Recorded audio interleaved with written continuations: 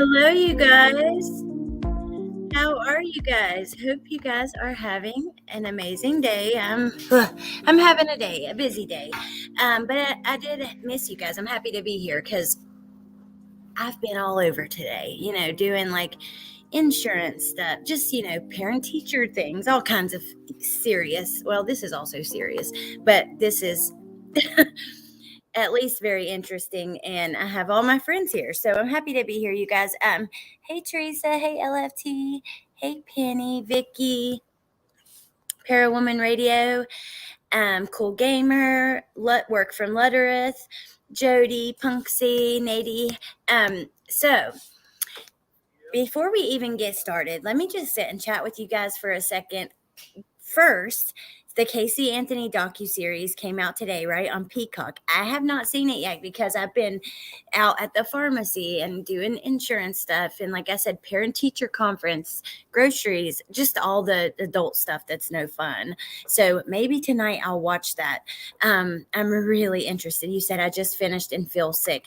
I'm pissed off. Like my interest level went down immediately when right after we found out that the docuseries was happening, we found out that she was still blaming her dad. At that point, I was like, screw it. I don't even. Ugh. So yes, Penny, for your thoughts, Bullhorn Betty is in Idaho and was out in front of the house.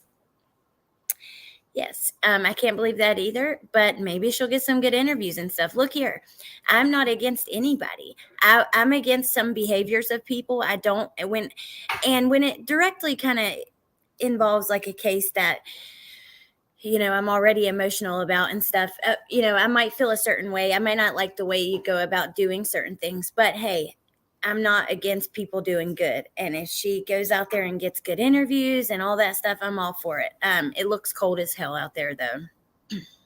I will say that. You're not watching it. So no spoilers. Okay. I haven't seen it yet either, but I wonder how long it will take her to start attacking the police chief there. Yeah. Let's hope that doesn't happen. The police are doing a damn good job. I saw that Decipher podcast posted about her actually, and I cannot wait to hear you guys talk about it. And I was supposed to, I'm hoping that we still do, sit down with Teresa from Criminality and Parker from Positively Parker and do like a chat about Casey Anthony. Teresa has actually been to the scene where they found Kaylee. Not supporting any of this stuff regarding Casey. I don't blame you. I think a lot of people feel that way. I did hear she didn't get paid from it, if that matters.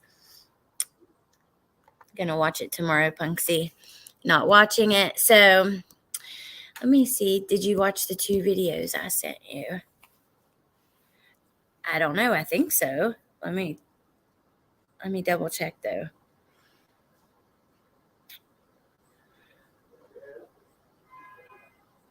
Oh, no, I didn't get to watch those yet. No. I thought it was like a clip or a TikTok. I'm interested in it though. It looks super interesting. The Tragic Tale of a Filicidal Sociopath, episode 1. Who is let me open that so I can tell you guys the creator. People get mad when I stop and talk to you guys before the lives, like the people who watch the replay. So if you're watching the replay and you want to jump right to it, just, scroll across the bottom. We won't sit here long chatting, but also, I love you guys and I want to catch up with you sometimes and chat back and forth about stuff. And that's just part of like the live community. It's so different with like a pre-recorded video, but okay, so it's Behind Criminal Minds. That's quite a, it's not a teeny tiny small channel. Hey, Sandy Beach. Hope you get a chance to view. Oh, I love you, and I definitely will. Just talk with us. We are cool people. Have some patience. Nady, you'd be surprised at the comments after. They are doing good. I'm totally with you. Okay, so again today, like we did yesterday, she got paid for all the video and audio. Wow. So that's really interesting. I know that the friend of hers who did the interview said he didn't get paid. But okay, so today, yes, exactly, Parawoman. I watch Alex and I watch people who do things that I wouldn't do. Just saying. I found some more pretty interesting stuff online and then several videos I want us to watch together. There is so much stuff. I'm telling you, you can choose. Let's like choose your adventure. Like, you want to go in a Facebook group? Do you want to go on Twitter, or do you want to hit Reddit up? Either way you go, you are going down a rabbit hole. Prepare, bring a snack, because you're going to be there a while. That's how it is with this case. There is so much information. It is insane. It's awesome, but it's insane. Okay.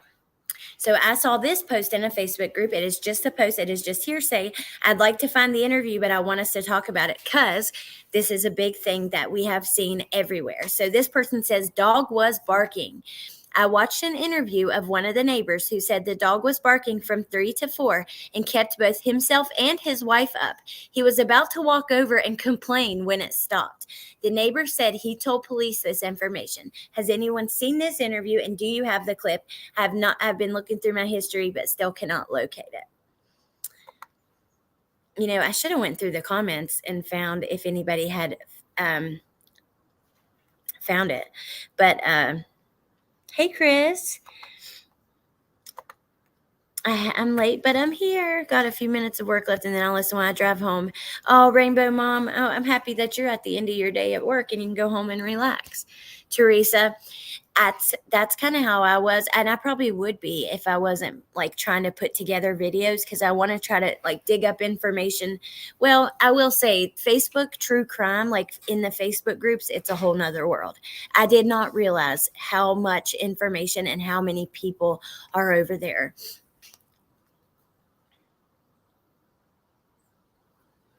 Oh, I love the blueberry yum yum. They're so, so good. Nadie sells wax melts. That's the link you guys will see sometimes dropped in here. Musicmelts.com. And actually, she gave a discount code for any of my viewers, tie-dyed kindness.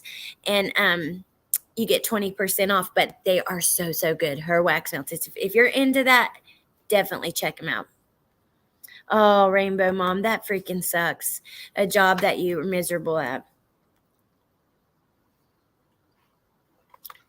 Oh my gosh, Sandy Beach, that's so awesome. Oh, I hope she liked them. Tie-dyed kindness. Okay. Has anyone seen this interview where the neighbor talks about the dog? I have to go see the picture right now. Where is it?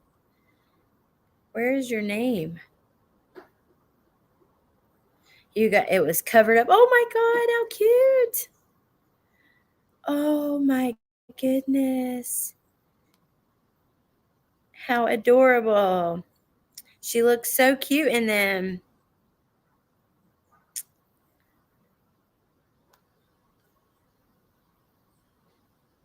I knew the size was too large, and it was on my heart to give to Angel's daughter. Oh my God, how sweet. I absolutely love that. Okay, let's keep going. Sorry, you guys. Yeah, we love them, Nadie. I love them so much. Yeah, you do deserve better. I agree, Parawoman. Hey, crazy mama. Okay, let's go to our next thing that I have. This is a possible explanation of a 911 call. This is just from a Facebook group. Again, just for conversation. Could be, possibly, we don't know. Hearsay. Okay. Two people who claimed to be at the house with the roommates when the bodies were discovered quickly came to the surviving roommates' defense and wrote that the roommates woke up, went upstairs to the kitchen, and noticed the sliding glass door was open. And it was during that time they discovered Entin. They didn't say where he was found on that floor, but that it was so horrific that both girls went into shock and ran out of the house. One of the roommates fainted and the other was beyond hysterical and not making any sense. Their frantic actions while coming out of the house caught the attention of people walking past. The two people responding on the victim's Instagram claimed to be two of those people. They implied that the roommate who fainted had already dialed 911 but was so distraught that she fainted before she could give any info any info the dispatcher could understand. The only information that the bystander who picked up the roommate's phone could give the 911 dispatcher was she saw her friend run out of the house and faint. That's how the 911 call was made on the roommate's phone and by someone else, and why the call went out for an unconscious person. Okay, but I want to say I do know we've had people speak up that have worked within like the 911 dispatch system, and they say that is a normal turn of phrase. Hey, Allie, that people will say, I know, Charisse, can you imagine? You are at home. You don't come home to it. You wake up to this.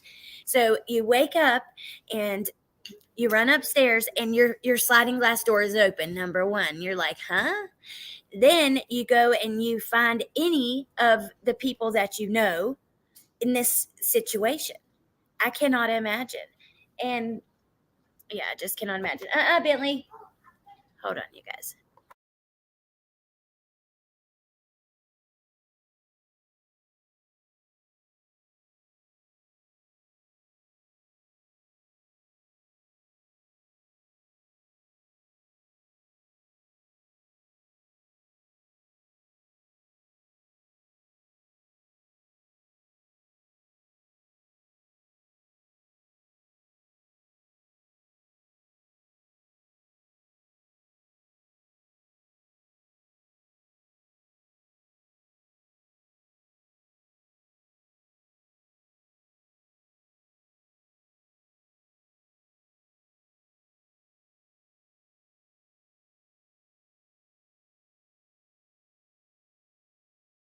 Okay, sorry, you guys.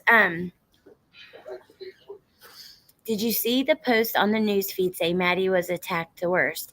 Lisa, I didn't, but you know what? I played yesterday. The coroner was being interviewed by Ashley Banfield, and the coroner said most of them had one fatal wound. So that made me believe, well, then one of them must have several wounds that could potentially be the fatal wound, right? So that's probably why they assumed immediately targeted, right? And then I don't know, it just makes sense. So, but I would love to know who. And I think there's some confusion even with the family with that. Oh, hey, Tammy, good to see you. I stuttered because I was saying hello and reading this at the same time. And I'll do that. I'll accidentally like read a comment instead of saying like what I mean to say out loud. I don't want my son to find me. Even I just, oh.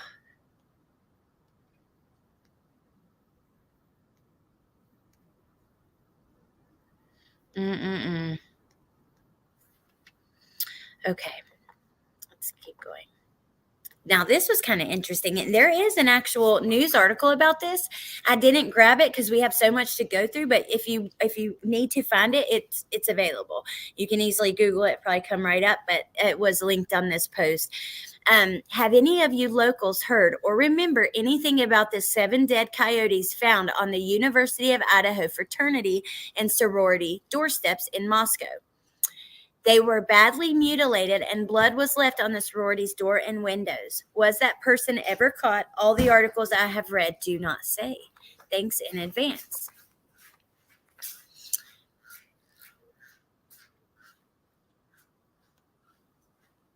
This was in the article they had a picture of like something in there that it says what looks to be animal fur. So the comment is about that. But yeah, so which this right here to me could also be just your regular pranks that you pull on other, college kids or whatever, that kind of thing. Hey, Randy man. Hey, Sean. There could have been just one fatal wound to the lungs and heart and then still be extra trauma to their body. Like if one actually was partially decapitated. That is true. But the way she said it, Sean, it was like, hold on.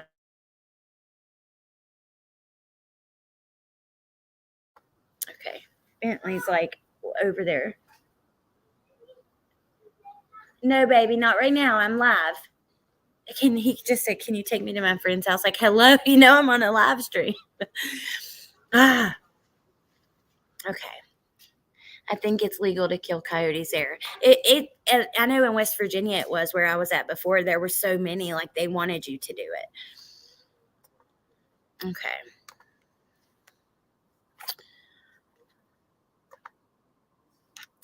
Now, this is something else interesting. I'm not here to villainize anybody's family. Their families have been through enough. Okay, they really have. The only reason I'll bring this up, and we won't stay here long, is because could it lead to motive? And I think it's good to talk about everything.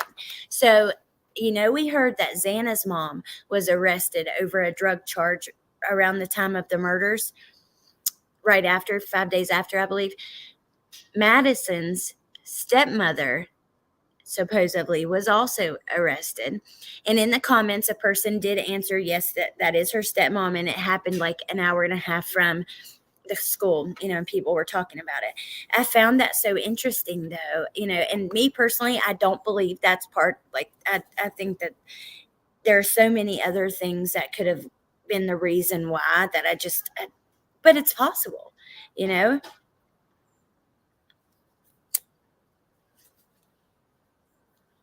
I run them over here real quick.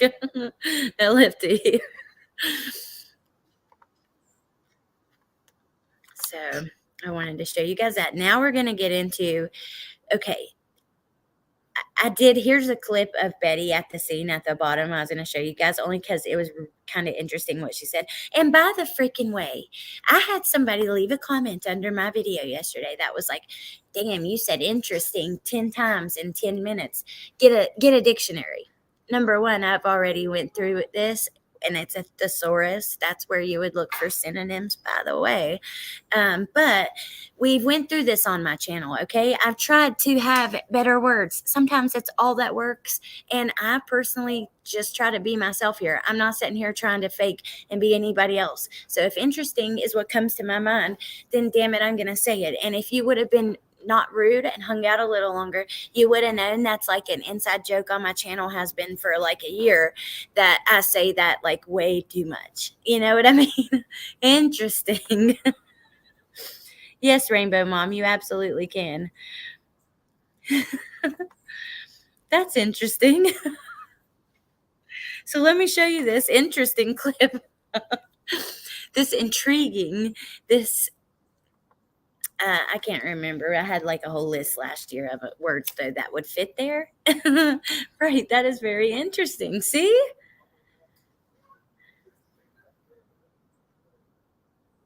If you don't enjoy yourself, bye-bye. I don't know. October's very over.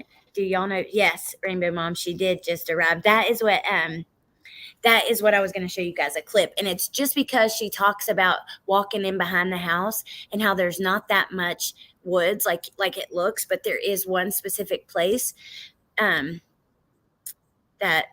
she thinks somebody could have been like lying in wait, and it's only about 30 seconds or so. So we'll play that first. Then we're going to go through the TikToks of a food truck guy. Yesterday, he put out the food truck guy, one of the guys at the food truck. He put out 3 videos he said some things needed cleared up. And then there's a couple other TikToks that I want to show y'all. And then there's even more other stuff. And thank you, Anmata. And I love you guys. I really do. That person is interestingly late to our party. Yes, they are. Thank you. Hey, Kay. Okay, I just found out and I feel behind. That's okay. Rainbow Mom. I didn't find out that long ago either, right before I went live. True Men Don't Kill Coyotes, Red Hot Chili Pepper song. Yeah, like that's oh my God, is like, or okay, but I will mute for a second so I don't echo, and I just want to play this clip like once or twice, and we'll get into the TikToks.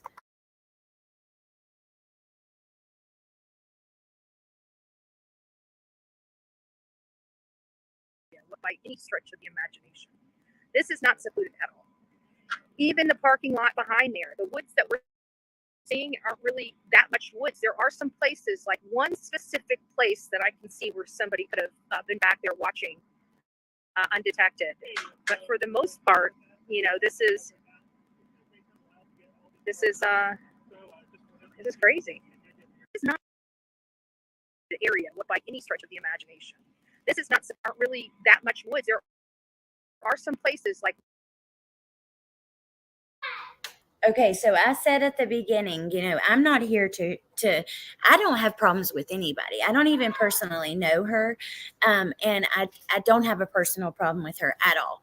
And I'm always accepting of anybody coming here, no matter how you feel, what as long as we can just be nice to each other and be respectful, then whatever. But like, I have said things that I don't agree with, that have really bothered me down to the core, because I just couldn't hold it in. Like, maybe that interfered with cases I'm following and stuff. But if you can bring something to the table, bring us some good interviews, bring us some good perspective, go in behind the house and film from back behind the house. Like, bring us some good information. I'm all for it. More power to you. And I'm all for people doing good. You know what I mean? So that's kind of where I'm at with that. So. Oh my God, Katie, you got some. That's so awesome. She said the tape was still up. Yep, she is there. Now, I don't know, Sean, I don't know how long they would leave the tape up. So, didn't get nervous right after. Okay, so let's get to these TikToks now. This is super, oh, I was about to say it. Now, this is super mind-blowing. It is so intriguing. I cannot, no, really, though, it's like super interesting. Should not be laughing at myself, but I'm laughing with you guys. This is a new interview we'll watch with Kaylee's dad. Then there are lots of new things on News Nation, because Brian Entin is also down there right now. Ashley Banfield did an hour on it last night. But this guy here, Joe, he was there in the video, and he says there needs to be some clarity.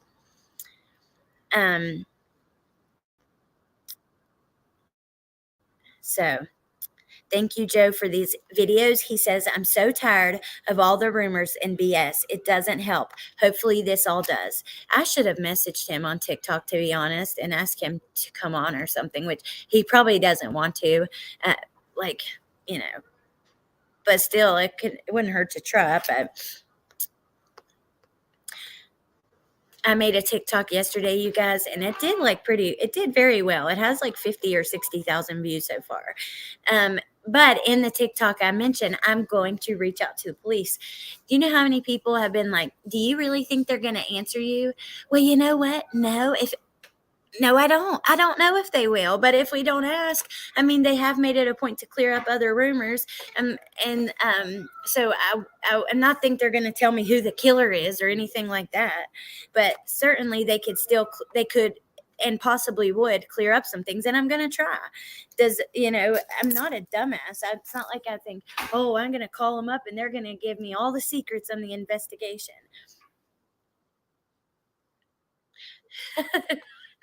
Sandy, just think if Allie liked the word dull, we'd all be wondering what the F we're here for. Oh, welcome, Katie. Thank you for joining. Oh, man, I meant to post my links at the top, but oh well.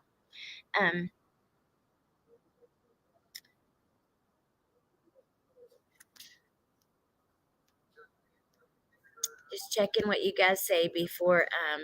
Yeah, no doubt. Teresa, literally, this was an old case right here that I covered, that she also covered. That it was local, and they went on the scene, her and JLR and them, and they found a possible murder weapon right in behind the house, and they freaking picked it up, no gloves or anything. And the guy that was arrested, he was like a butcher, right? So he at a restaurant, he did like the meat cleaning and all that stuff. So it could have been, I believe you wouldn't throw your knife out back unless it was for a reason. But regardless, she ended up having to go do DNA and stuff. But you know what? And I don't want to hound on her over that too much. It's the case of Kathleen Moore and Colin Knapp. If you guys don't know about it, this is Colin. I hope that she learned something there. You know what I mean? But yeah, you can totally you can't just jump in and be like, okay, I'm a journalist now. And just, I mean, you can, right? We all can. But you still, I think, ethically can't, because you got to find out like the way to do things. Like, just even, Brian Entin said there are plenty of things that he knows that we don't know, that law enforcement has asked him to keep quiet. Usually they will do that. They form a relationship with police so that they can talk to him and get answers. But if you're out there telling your YouTube channel everything before they're ready, or before a mom knows, that her child passed, that's where the line, I don't know. I don't like that. But anyways, and GRUB saying, tell me more. If you didn't say tell me more, I'd be like, what does that mean? Yes, thank you for renewing, Katie. Okay, so let's get on to these TikToks. This is going to be fascinating. I mean, that doesn't sound right. It's probably not going to be fascinating. It's interesting. I want to know about it, but am I going to be fascinated? I don't know. Words just don't fit the way interesting fits. Okay, I'll stop now. I'm going to mute.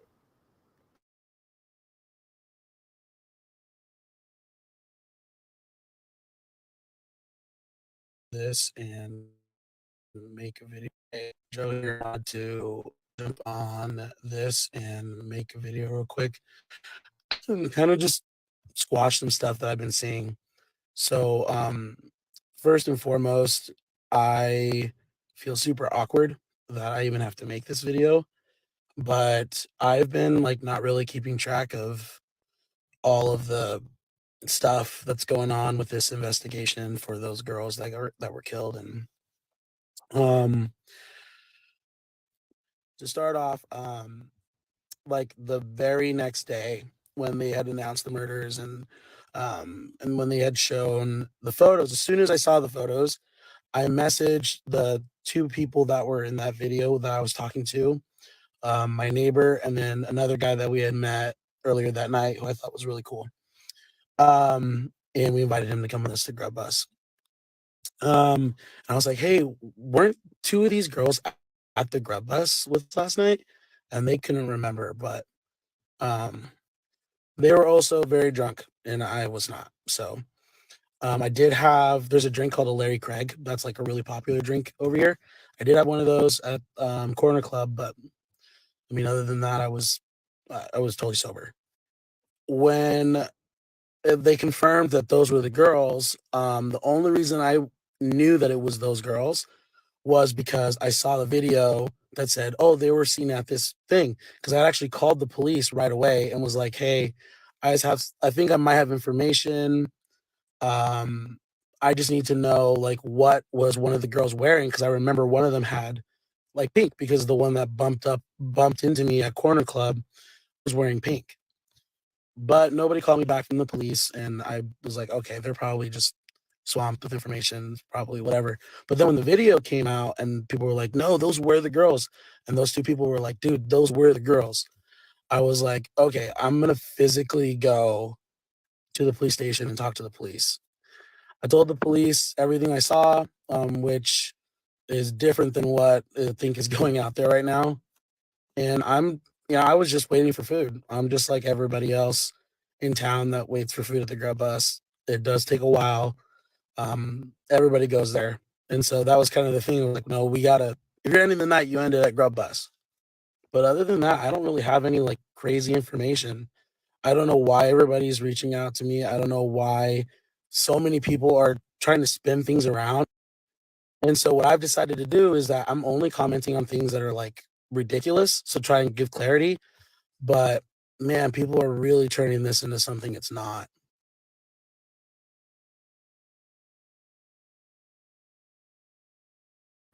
Okay, so we have 2 more videos. That's just part 1. He says that he doesn't know why everyone's messaging him. So I'm glad I didn't message him and ask him if he would do an interview. I think that people, okay, Lynn, I'll definitely check it as soon as I'm done. I think that people, Allie, I think, I think people naturally turn these things into a circus when a lot of attention comes on it because it's like this human nature. It's like the telephone game when you're in school.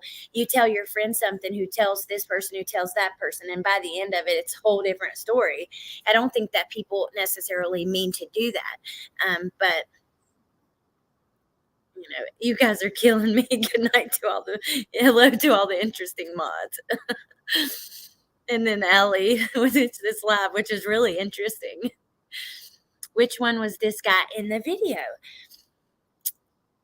I don't know. I was just thinking that. I don't know which one he was. It says it on the thing where I grabbed this. Let me go see. But if I had watched the video and had to point him out, I don't think I could. But let me go see because it was on the post where I got this while we get the next video. So he's got him like pinned to the top.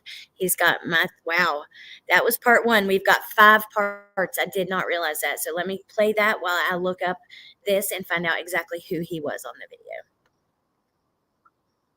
Sorry, I had to do this in 2 parts because there's a lot. 5 parts, buddy. And I'm also shivering. It's cold. I'm in my truck. Yeah. So I want to address a few things specifically. One being the news article that came out was the first person that I actually talked to with the news media.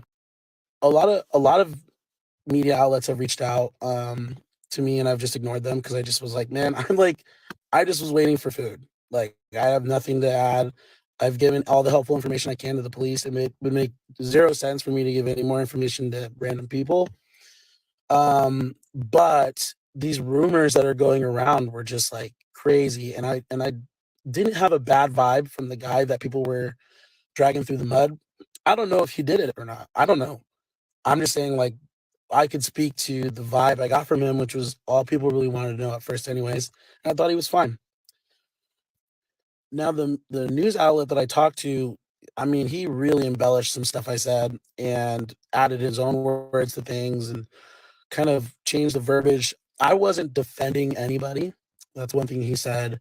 I wasn't defending him. I was just saying people need to stop spreading rumors because that could ruin his life. What if he's innocent? It would ruin his life.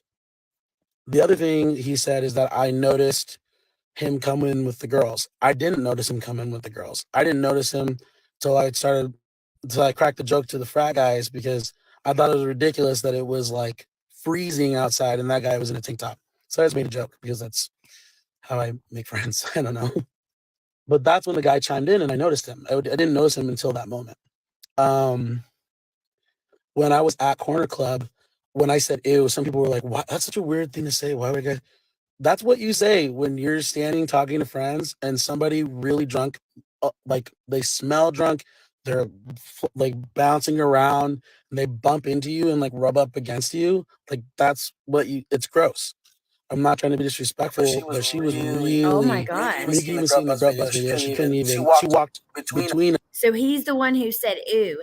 And if you look, I still can't tell you for sure by looking at the video, but when he did the interview with the news, it looks like they're trying to say he's one of those guys in the group right in front of the window. But he's the one who said ooh. Hey, Melissa Jade. Wow. Crazed incel Mormon. Hey, Robbie, what does incel mean? I keep seeing that everywhere. He's the big boned guy. His eyes rolled back like a demon, Johnny. To go on a panel earlier. No, he is the big guy, I think. Okay. The big bone guy. Let's keep listening. But wow, he's saying she was super, super duper drunk, which I think we could kind of see. I mean, you could tell. But yeah. And hello, Riddler. Good to see you. So involuntarily celibate. Oh, incel. Okay. Wow, how did I not know that? Yes, he's the big guy and the girl starling. Okay, with the guy in the hoodie. That's the screenshot that's on this article, which I can show you guys after. Shows that.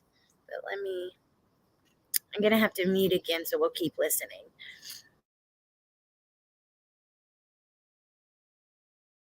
Between us, several times and just couldn't even walk straight. That girl was very drunk. She's actually the only one that I thought was really drunk. And she was the only one I noticed at Corner Club because she had bumped into me.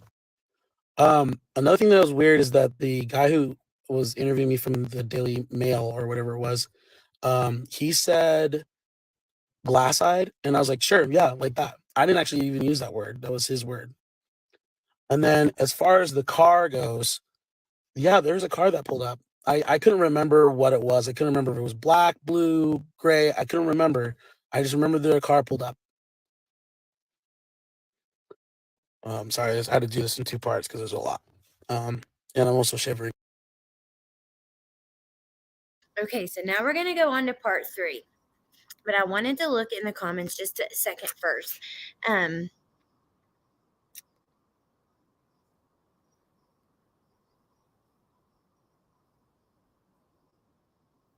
One thing the article said, girl in pink was Katie. I guess she meant Kaylee, but I believe that was Maddie. Just wanted to clarify.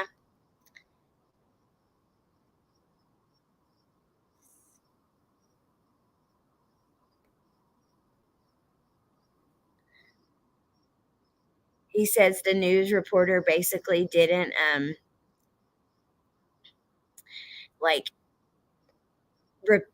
didn't tell the story the way he told him, basically.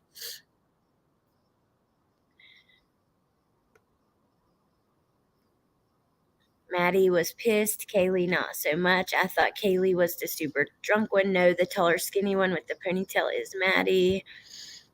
Okay, so let's go to part 3. Ooh, so cold. So cold. Oh, he said ooh again. So yeah, I didn't know. know what color the car was. It was dark, and I just felt like when I told the guy, I said it was a dark car. I couldn't remember what color it was, and I think when I was at the police station, I couldn't remember what color it was. They asked me to, and yeah. So, but the Daily Mail guy was like, "No, you need to like, was it blue? Was it black?" I was like, "I can't remember if it was blue or black.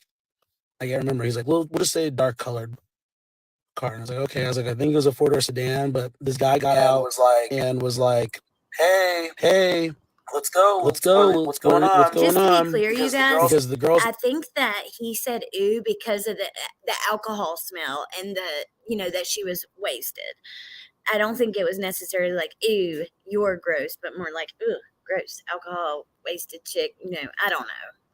girls were making videos and laughing, and they were trying to grab all the food. Every time food was coming out from the grub bus, they were just trying to grab it, and they thought it was funny. And I mean, it was a little funny, but they were trying to grab all the food that was coming out. And when I went up and I talked to the guy at the grub bus, I said, "Did you just give them food?" Because he just said, "Here you go," like that, and gave them food, and then they ran off. I actually told the grub bus, I was like, "That was really nice of you." He's like, "Yeah, they just need to, they need to get home." And I was like, yeah, they were trying to climb into the grub bus. So, I mean, very drunk. And then honestly, as soon as they called my number, I told the guy, I said, "They're leaving, bro." And then because they called my number, I all I could think about was pasta. I couldn't think about anything else other than just eating macaroni and cheese. And that was it. I didn't give any other thoughts. I didn't think anything else about it. Yeah. Some people have said that like I've seen some people say like, "Oh, I think it's suspicious how much Joe remembers." I I'm an adult. Like as soon as I realized that those were the girls that we saw there, I tried my best to remember everything and recount it from that night because I knew that it would help in the investigation. Some people said, "Oh, Joe might have been the suspect." Dude, I have cameras in my house. I literally have the time I walked in my house. The girls were still alive at that point. And I have a can of soda that I had in my video, have it in my hands, walking into my house. So yeah, it wasn't me, I promise. And other people were saying that I was excited about like a claim to fame or something like that. What is wrong with you? That's such a disgusting thing to think. Like, who would be excited about this? I've literally ignored everybody, like everybody. The only reason I even answered the Daily Mail guy at first is because he showed up to my friend's house, like physically showed up to my friend's house, trying to find me or trying to get information about me. Crazy. Ooh, so cold. So yeah, so Wow, the Daily Mail showed up to his friend's house chasing him down. Wow, that is freaking crazy. Um, I don't know why I'm surprised, but I am surprised.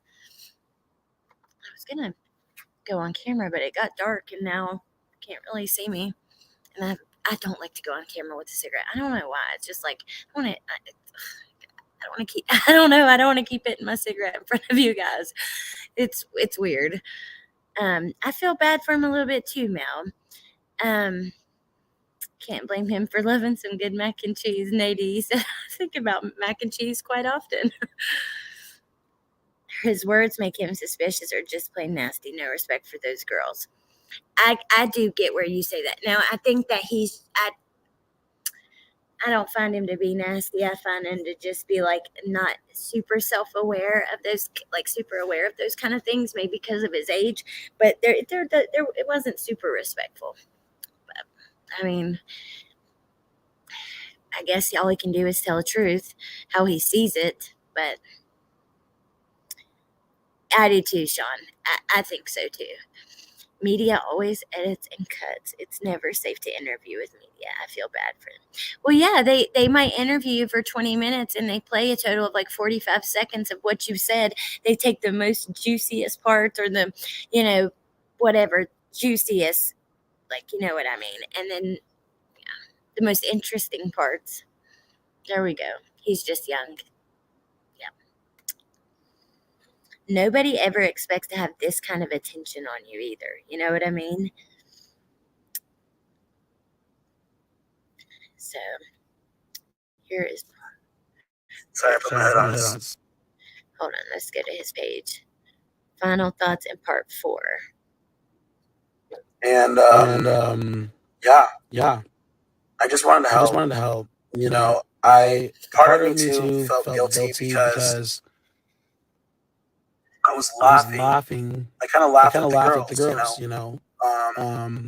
Watching them be drunk because I mean, let's be honest. Anybody that lives here, the whole reason that the GRUB Bus has a Twitch stream is because the people I call them zombies, but just kind of like because they're just people come from all walks throughout the night. A lot of drunk people come there after they finish their night drinking. Wait a minute. Load up on carbs, eat food. Police come there that are working I know late. that echoes when I'm not muted, so I am so sorry. You probably were getting an echo. But wait a minute. I got to stop that because that is why they have a Twitch. That makes sense to laugh at drunk college kids and stuff. What? I don't know, man. I guess. Just had to make a TikTok to say, I don't get how people suspect you. Literally a happy dad. I see you, brother. I see your eyes and your heart.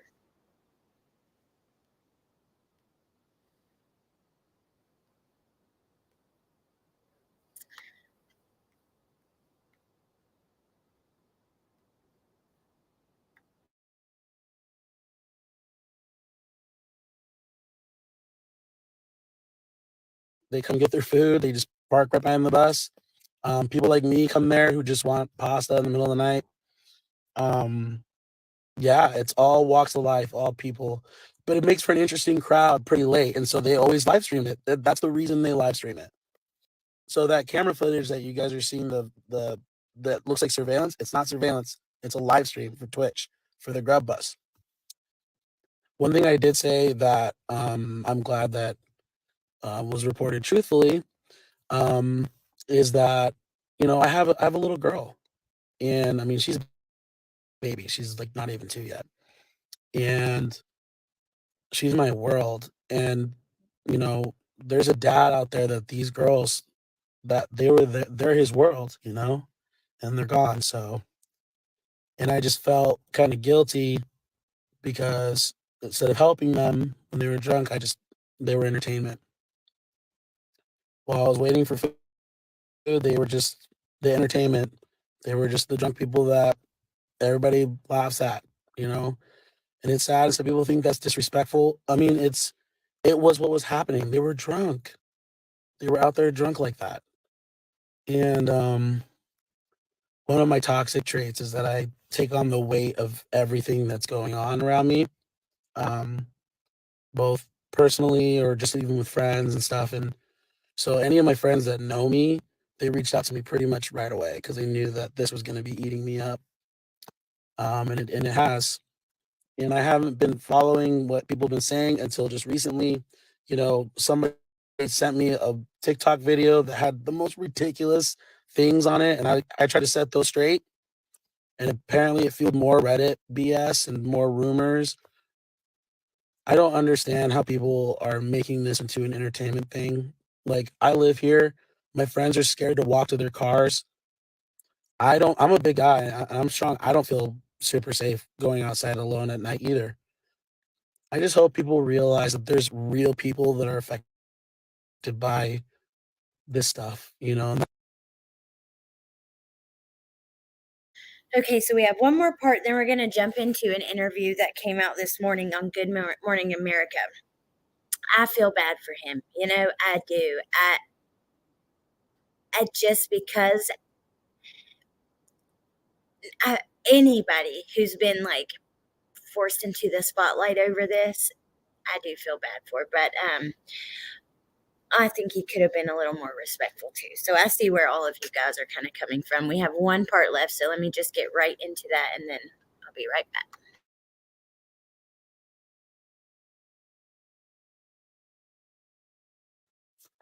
Sorry, I put my hood on. It's really cold. Like, there's snow outside.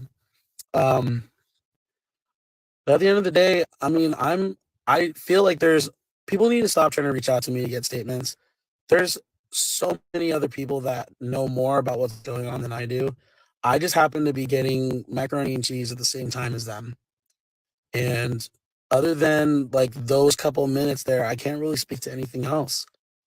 And people need to stop dragging whoever through the mud, especially if you don't live here and you don't know anybody, you don't know what's going on really. Um, like, this isn't funny and it's not entertaining. And I believe that Moscow Police Department is doing a really good job in trying to kind of just do damage control. But like, let's be honest, the FBI is like on it. You know, I would be surprised if they have a really good idea of who it is. They're just waiting for evidence to just make it concrete.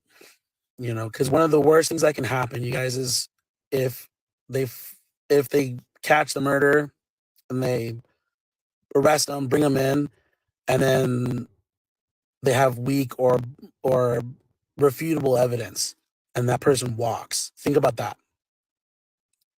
So ease up. Don't don't be jerks to the police. They're literally like, they don't want to give information out because this is like a really tight investigation, but they know things. I don't understand why they didn't. I will say my one critique.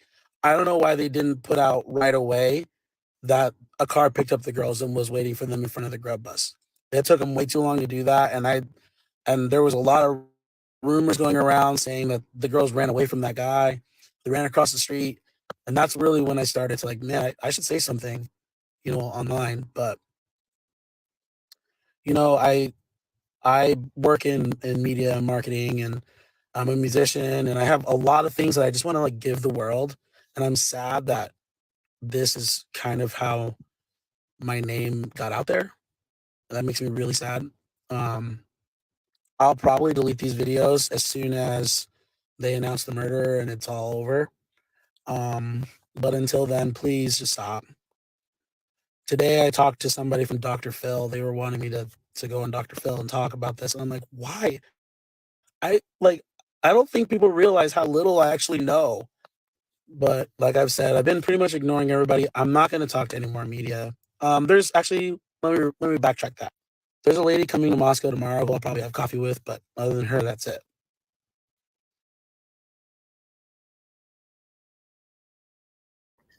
Okay, so okay, I just want to say one thing. Please, no body shaming in my chat. I don't like that. You can feel how you want to feel. That is fine. But I mean, I'm not the skinniest, and I think there's many reasons why people are overweight. Sometimes it's health issues. It's just lots of different things, and I don't like that. So please don't do that here. Um, and Lily, I have no problem with you. Please don't do that here, okay? That's all. And you're right, Sean, they do. It's super interesting because, oh, fuck, there I go using that word again. But, it's crazy because we see it. We see exactly what he's talking about all the time. We see people blaming, people for no reason, people who are innocent. We've seen it with Kylie Rodney. We've seen it with this case. We've seen it with Summer Wells' case. Even I'm not innocent. Like, because we do point out what's suspicious, but we need to stop there. I think after that we gotta be careful because it really could ruin somebody's life. No, that's okay, crazy mama. I don't want that to happen anymore. I'm just saying I have no problem personally with them. They are welcome here. Just I have a problem with saying things like that. You know what I mean? That's all. Okay, so now let's get into some of these new interviews. If there's 25 people we've seen in pics and videos, then there's 0.1% chance we have seen the guy because there's 25,000 people there in town. That's 1 in 1,000 chance. I don't think we've seen the killer. Wow, that is crazy. Just to think of it like that. Super interesting. Sorry for the super interesting. Oh, muffin top. Okay, have a great day.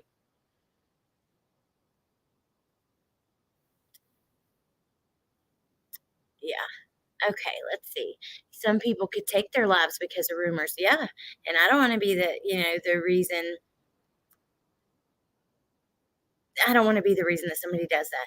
This dude really probably doesn't know much. He knows that these two girls he didn't know at all were drunk and were getting on his nerves, right? While he's trying to get his food. He just wanted to get his food and get out of there.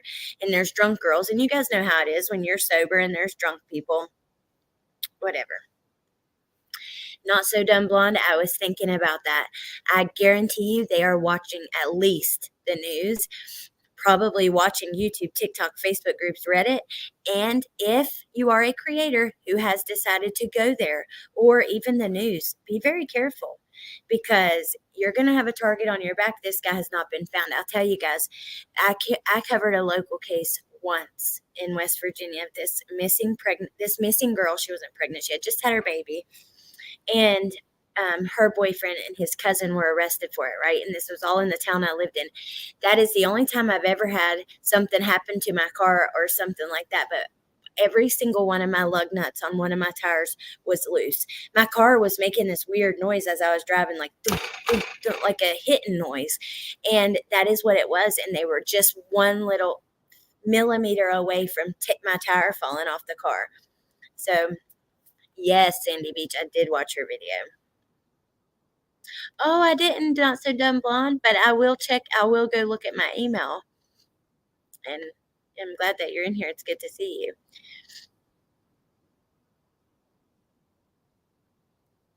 Okay. Ooh, okay, boo-boo. All right, now let me get to our next stuff we're going to look at, which is going to be, hold on. So another interview with Kaylee's dad this morning came out on Good Morning America. So I wanted to look at that. Let's see. I have to mute for a minute. Locals doing interviews makes themselves target for the killer. Yes. Love you too, Not So Dumb Blonde. And I agree with you.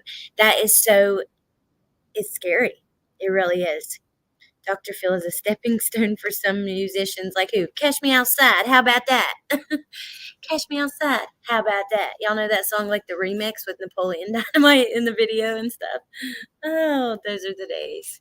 Catch Me Outside. How about that?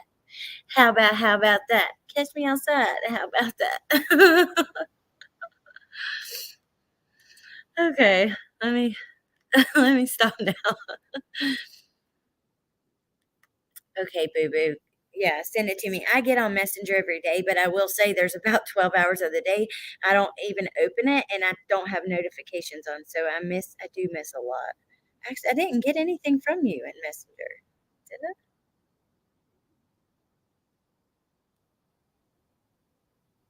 My messages get buried. I can't find it. Maybe you can send me another one. Stop being so interesting and intriguing. Okay. Sorry. My bad. Can't help it.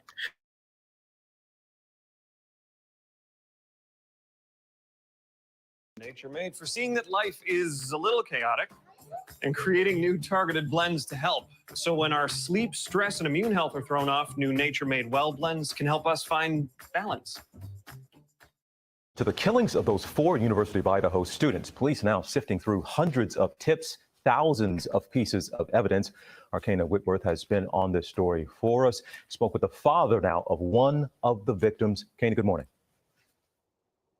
Hey, TJ, good morning. Kaylee Gonzalez's father told me they moved to this region of Idaho because it was safe.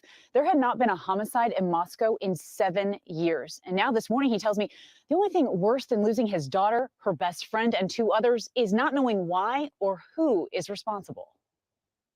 This morning, students on edge at the University of Idaho as the search for the killer in that brutal quadruple homicide enters its 3rd week. It is. Just a short transformative pause, but that is very sad. They moved there because it was a safe place. If you keep being so interesting, there's going to be a slash tag, if you know what I mean. Don't get me started on that. I want to talk about summer. I just, well, there was a couple of reasons I didn't, I'll be honest with you.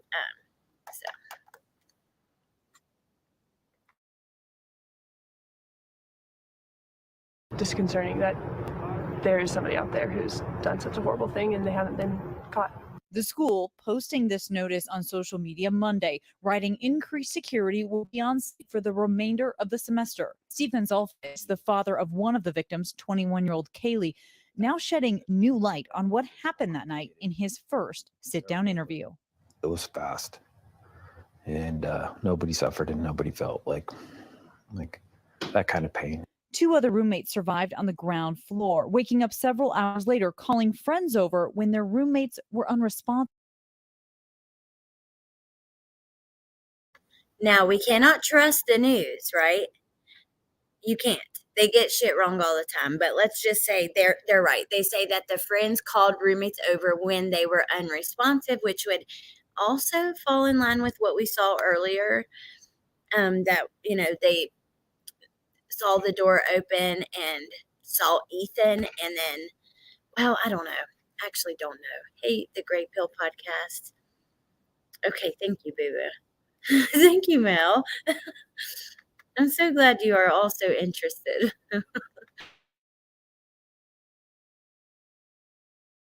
Do you know the reason why the initial concern was that a roommate was passed out? I know the girls reached out via texting and calling, so I can only assume that by the phones being ignored, knowing how my daughter is not going to ignore calls and texting. Officials maintain the murders happened between 3 and 4 a.m. and that the first 911 call was made around noon. Just hours later, Steve was informed of his daughter's death, not by police, but by family members on campus. Let's call Maddie.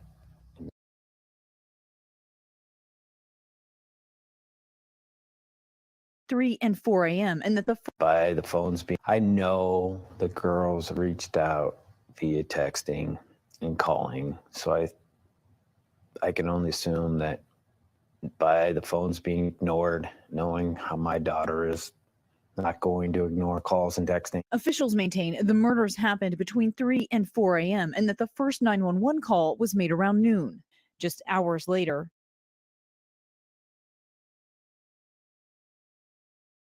the first 911 call was made around noon. That leads me to believe there could be possibly 2, which is a theory I've seen and we've kind of talked about a little bit. We're going to watch it as soon as we get through this.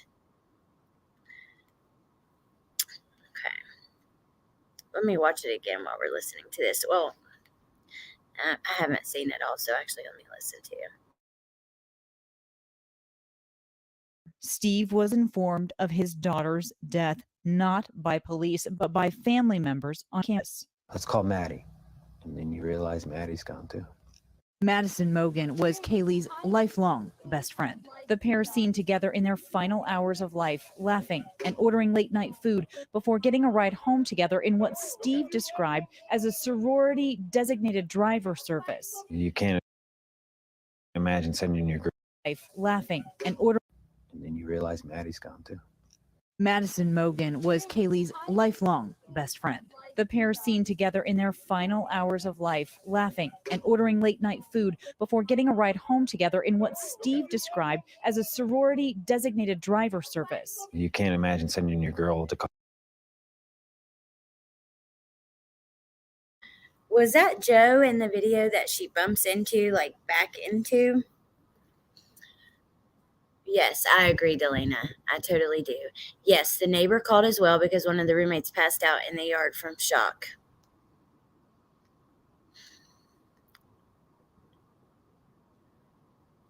Oh my God, Katie. I know. Oh, I laughed. I could laugh thinking about it. It was hilarious. The passed out roommate was the reason for the unresponsive person. You know, and we've kept seeing that and hearing that. I really hope they give some clarification on that.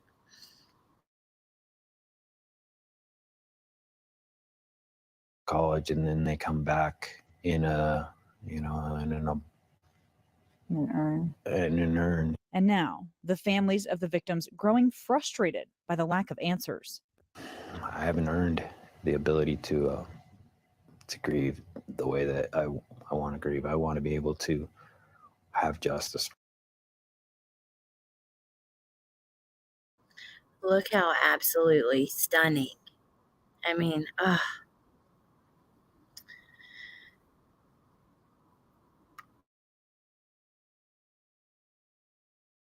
First. Now, Steve says that he does plan to speak at the candlelight vigil tomorrow. He went on to say he doesn't want the city of Moscow to fall apart over this. And TJ, in a show of solidarity, that candlelight vigil will be held in various locations across this entire state. All right, Kana, we thank you so much, and I want to bring in now ABC News contributor and former FBI agent Brad Garrett. The family's looking for answers, some details as they continue to trickle out, some of the new details we're hearing. What stands out to you? So you have 4 people killed on 2 different floors of a house, which would certainly suggest, TJ, that somebody at least knew the basic layout of the house. Think about how long it would take to go from victim to victim, so somebody had patience. The police have described a combat-type knife. So the person apparently went there to really do what they ended up doing. So once you've eliminated, I assume this has happened, sort of the immediate circle, college students that are around these.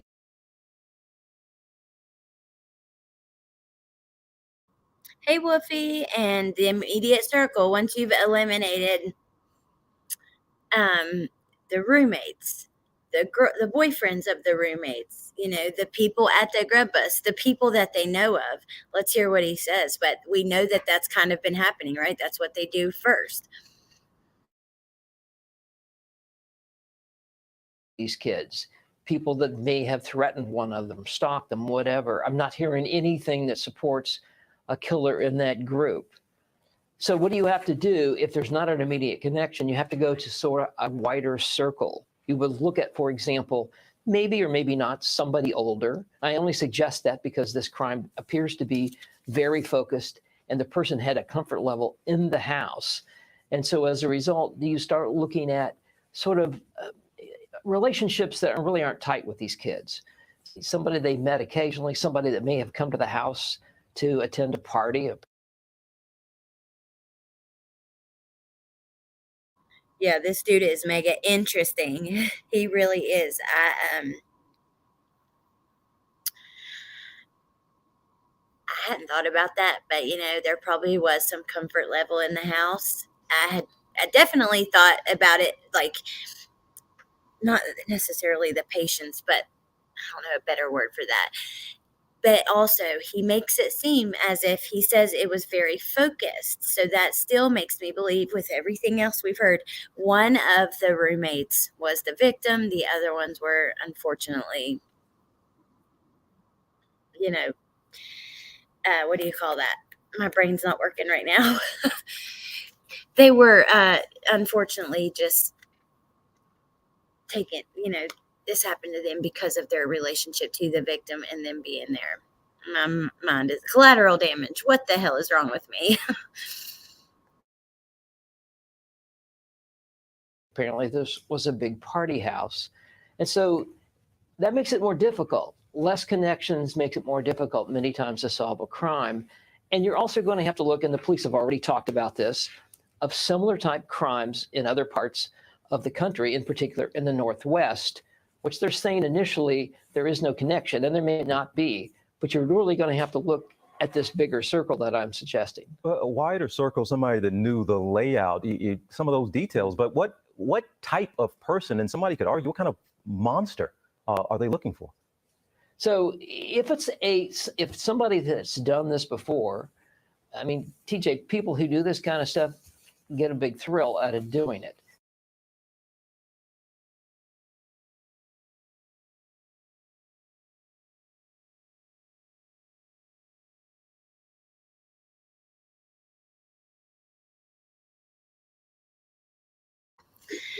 Okay, sorry, you guys. Bentley came back from playing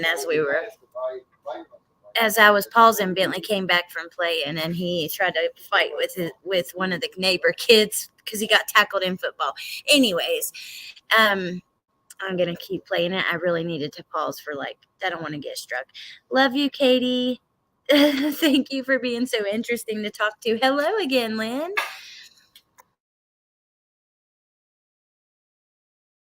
Now, we don't know if it's that type of person, but that it could be something like that. The idea that you killed 4 people just tells me that this was sort of driven by something you intrinsically wanted to do, less so than maybe one student mad at another student. You can only imagine the fear in that community, knowing that person is still out there. Brett Gary, we appreciate you as always. Well, hey there, GMA fans. Robin Roberts here. Thanks for checking out our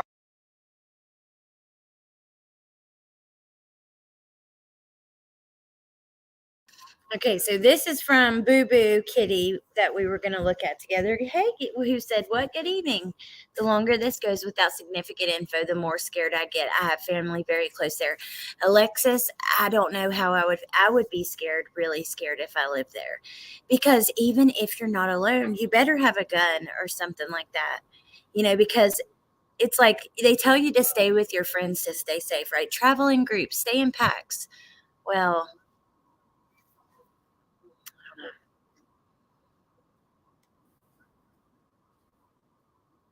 I would love to have her on. That'd be freaking awesome to have Donna on.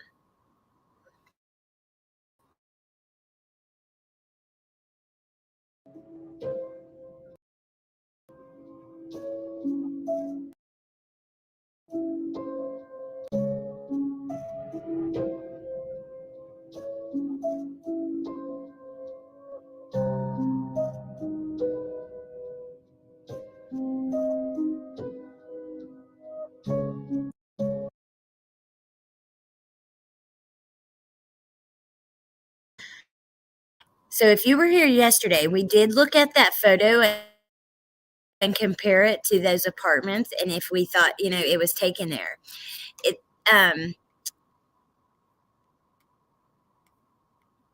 It looks like investigators are looking to see if someone could have been watching from around the way. I think somebody was probably watching from behind, but I don't know. Let me keep going to the next little picture. Oh, the play button gets in the way. Can't really see in there. Investigators outside of the house where 4 university students were murdered, and I actually saw that picture in an article. Would love to know what they were pointing at. And then we have the photo we looked at yesterday. that shows that this was taken in those apartments. We actually went to the girl's Instagram and looked at other photos taken like at those same apartments. So definitely was taken there. Honestly, the kids were probably separated, and if they were in the same room, they'd probably be alive. But they were likely in at least 2 different rooms, so 2's better than 1 still, in my opinion. You're right, David. You're absolutely right. They were definitely separated at least in 2 rooms, and probably maybe into 3. Ooh, boo-boo. I'll have to look closer at that. Okay, so now what I want to do is I have some other things to look at, but first I'm really curious to see. So there's a lot of people who are there right now. I'm going to go to Twitter. I'll just go in this window and we'll look at And like I said last night, Ashley Banfield did a whole hour on it. But the best place I find is like kind of digging through Twitter and these groups and stuff. Ooh, look here. Police are starting to toke. Oh, I wanted to show you guys Brian's Twitter anyways. So I'm glad I thought of this because he shared a lot of pictures. So earlier he said they were going to start getting the victims' cars out of there. And there's some other things that he shows. I don't know why it's taking so long to load. Ooh, these are new interviews. Yes, I forgot. He had new interviews posting at 5. And here we are. He interviewed the police and stuff. So let's watch them. This will be fun.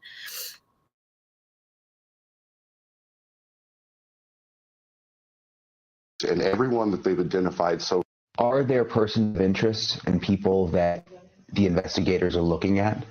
I think it's fair to say that there have been people of interest to the investigators, and everyone that they've identified so far, they've been able to exonerate. Perhaps exonerate isn't the best word, but they've been able to eliminate them as being an actual suspect. And we do not have a name of a persons who are actual suspects. That's what they're focusing on still. So there's not someone behind the scenes that you secretly know about that you're just waiting on one more piece of evidence or one more piece of DNA, and then boom, this will be settled. I can tell you that I'm not aware of any single person with a name that we're focusing on, that the investigators are focusing. Okay, so if you don't know, this is one of the prosecutors. You can see it on the screen, but just for people who are listening, and then we'll keep listening. Focusing on. Okay, so it could be a while. It could be, or it could break open any. That is obviously not what people in this community and what the victims' families want to hear right now. There has been this hope that behind the scenes, police were making a lot of progress and that perhaps they had seen a suspect on surveillance video, something that just wasn't released to the public. I'm told that is not the case. The prosecutor telling me they have no video of the suspect that he knows of. Okay, also coming up tomorrow, there's going to be this vigil for the victims here at the University of Idaho. There are. So I know that they said that they are concerned that the killer will show up at the vigil. So I guarantee you police are going to be watching people and sitting back, and they do this often. They will go to vigils and things like that if the killer hasn't been found, and try to watch and kind of see what they can, learn from it.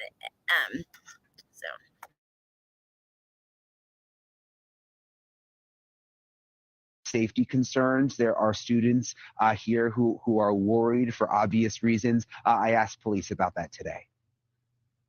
With the vigil Wednesday night, a lot of people are planning to go. Some people are scared, though. I mean, in other big cases, the murderer will go to a vigil. Yeah. Is that a concern? So there's been a lot of speculation about that. We understand that there is community concern and fear.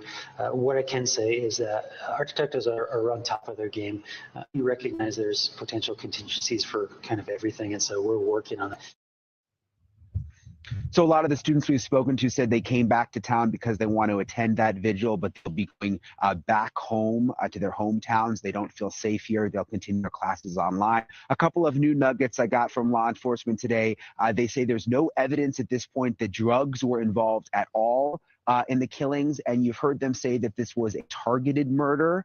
I am told by the prosecutor that they don't have any evidence of which victim was specifically targeted. They just feel the house in general was targeted. Nicole? Are there persons of interest and people that What? Are you freaking kidding me? They don't have any evidence on which victim was targeted. Then why did the coroner say? Because that is so conflicting with the coroner going out and doing an interview saying, most of them had only one lethal wound, basically kind of insinuating that one of them didn't. And oh my God, I just cannot believe that. And that just the house was targeted in general. Yeah, like duh, of course it was.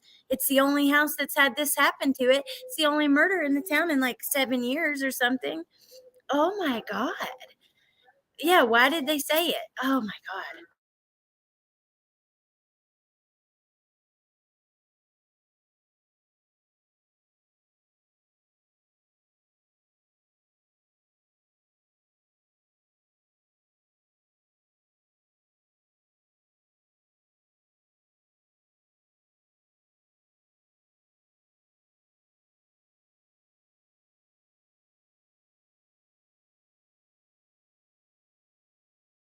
Okay, sorry, you guys. Bentley came, and I really don't like to talk about, this stuff with him right here. I'm going to go to his tweets and replies. Sometimes there will be things there that we don't see otherwise. So he says, also in this clip, police say they are aware of concerns that the killer could show up at tomorrow's vigil. So we just watched that.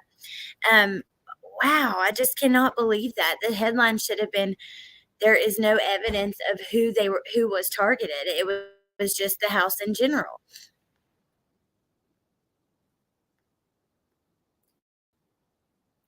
Police are starting to tow the cars away from the Moscow, Idaho murder scene. Police tell me the victims' cars will all be taken to a secure location and kept for evidence.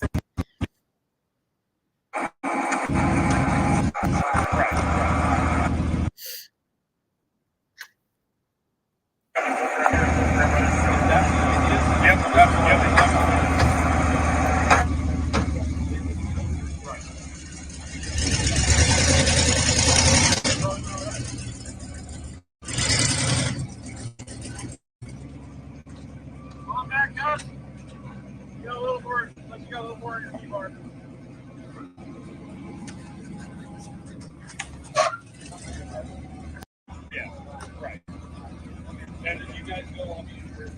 Every one of them will be on. Right here. That's the easiest. Yep, absolutely. Exit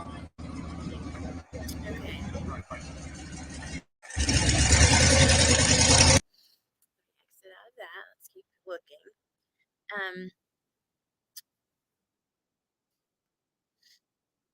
We are a startup and need all the eyeballs we can get. Just wrapped up in-depth interviews with the police and the prosecutor. More starting at 5, and I bet you we'll have more all night long. See how they do, though? He sits down and does an interview with the prosecutor and the police. However, we see about 1 minute with the prosecutor and 30 seconds with the police, and I just don't like that. I'm not sure, Rob. Rumor is due to large social circles, police initially believed it was targeted and would be an easy solve.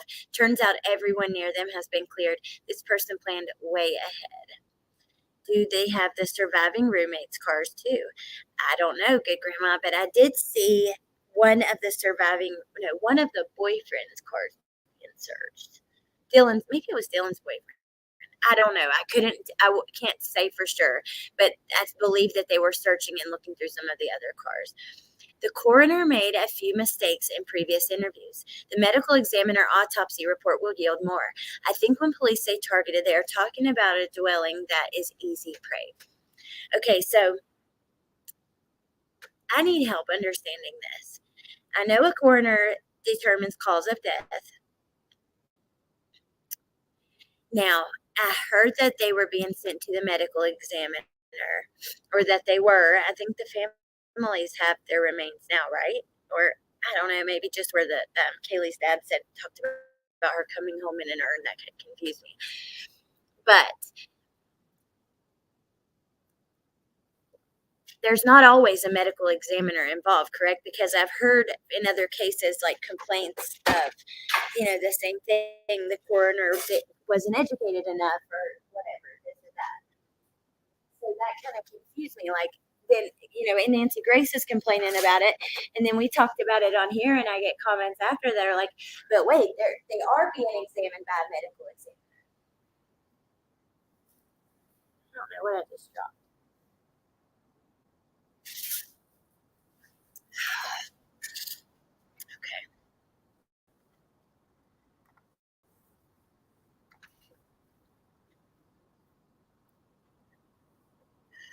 Telling people who the target is would tip off the killer. Now, I agree with you, but would they downright lie and say they don't, have any evidence of who was targeted, like they just said? Because they didn't just not tell us; they made it seem like they didn't know.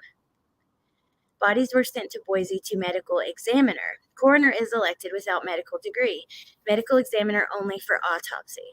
So if they don't, okay, so if I think it was Chad Daybell's wife. Before she was dug up, I believe that she was never seen by anyone but a coroner for a second, and no medical examiner. Maybe that's where. And since they didn't initially do an autopsy, that is why. Maybe, I don't know. They did a Q&A earlier. I'll click on that in a moment. We'll listen to a second of it, and then Brian is going to the vigil. They're going to be all over the state.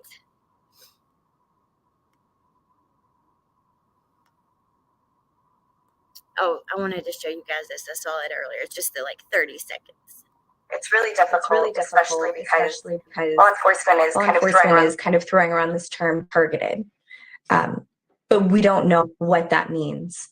And it almost makes it feel alienating because we don't have any more information on that. I don't know who that target was. I don't know if it was all of them, if it was one of them. And I don't know. I mean, I don't know. It's really difficult, especially because law enforcement is kind of throwing around this term targeted. But we don't know what that means. And it almost makes it feel. So literally, it just means possibly the house. Well, no shit. I mean, I don't know. Police detective just went inside Moscow, Idaho. I keep saying Moscow, Idaho murder crime scene, retrieved what looked like keys, and then went into a red Jeep outside.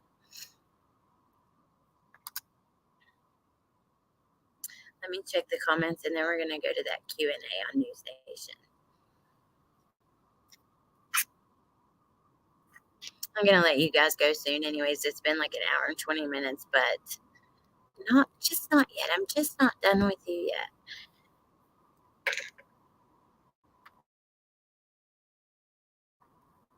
Let's see.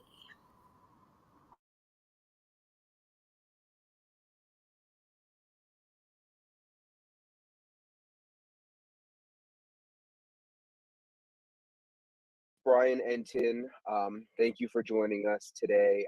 We are in Idaho. If you've been following along with us with this just awful story, the homicide involving 4 University of Idaho students in Moscow.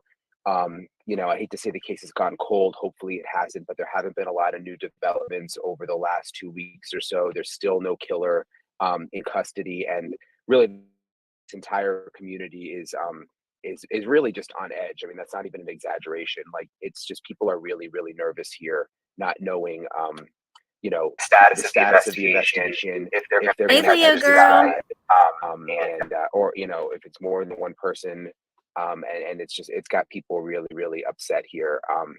We're in the car with photographer Mo here.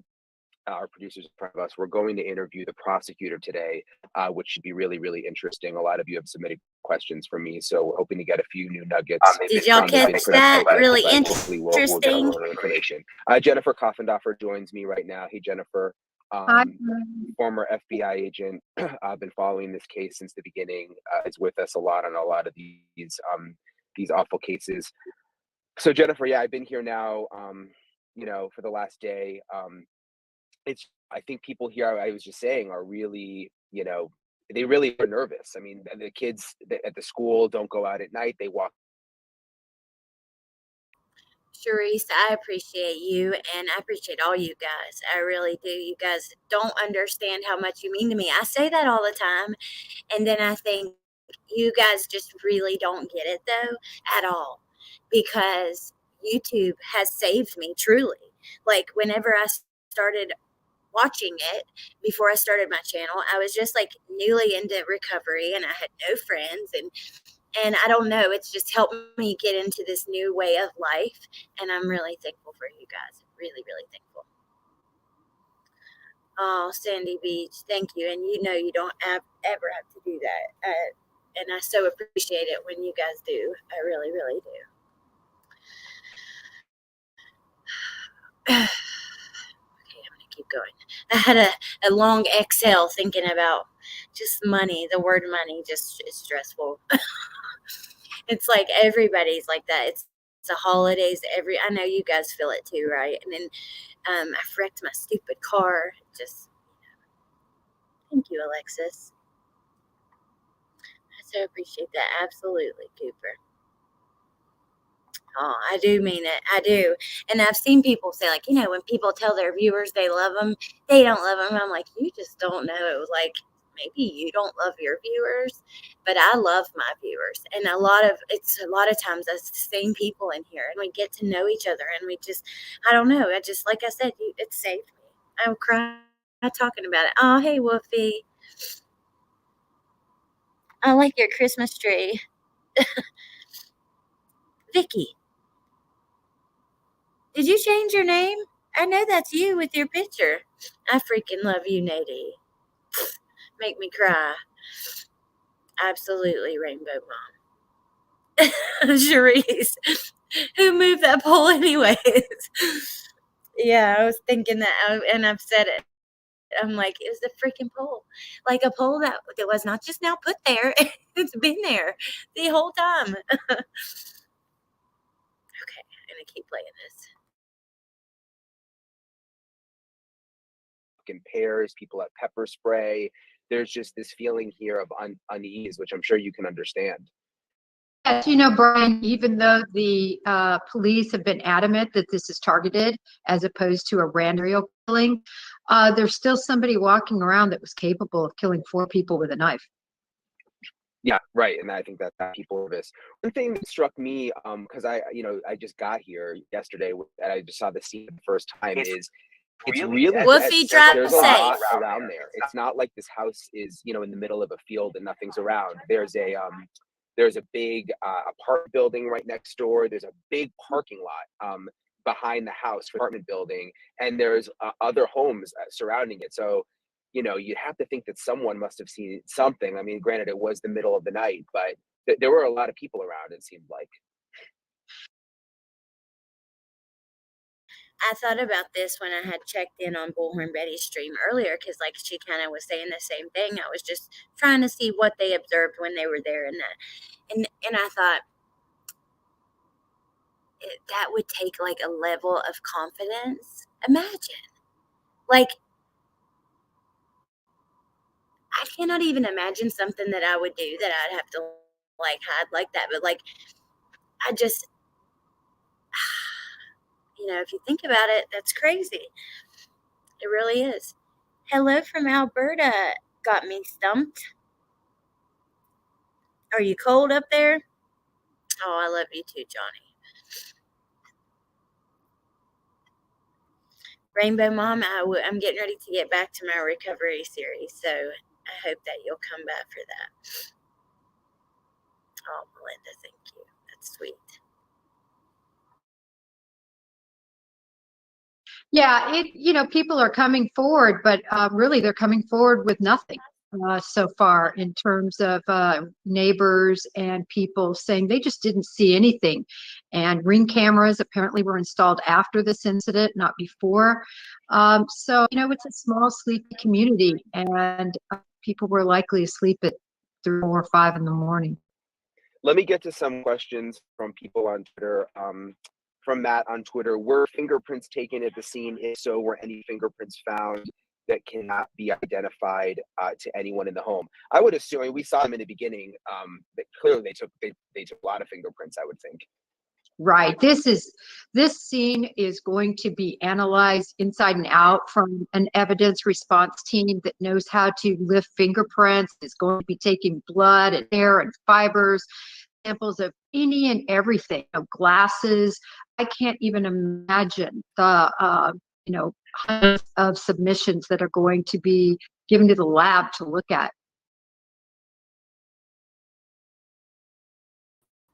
It's crazy. I'm about to use that word again, daggone it. It's crazy that they say this and then Chris McDonough goes and finds a glove, because you would, I don't know, that's just kind of crazy to me. If anything like my part of Alberta, it's 3.2 Fahrenheit with a feels like temperature of negative 7.6. We are quite literally in a deep freeze. Oh my God.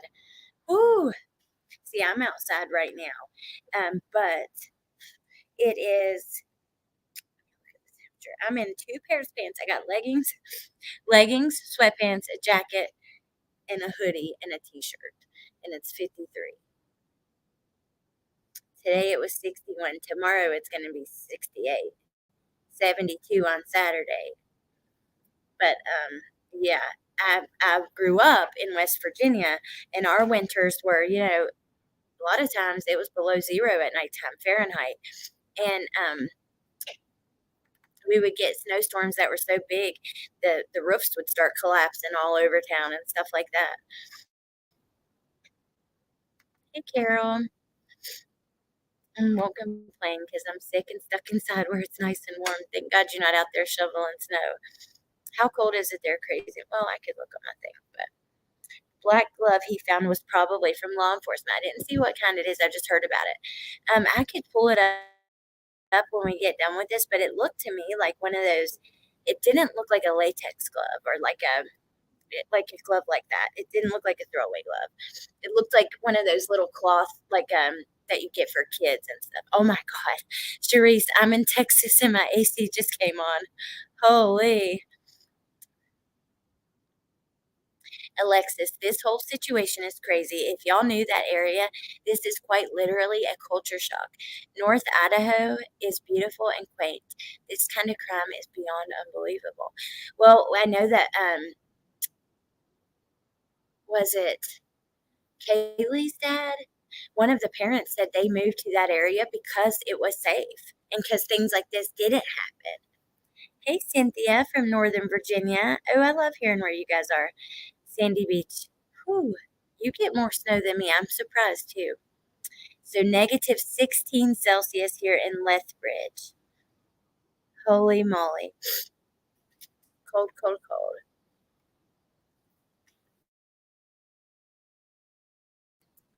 Okay, let me see.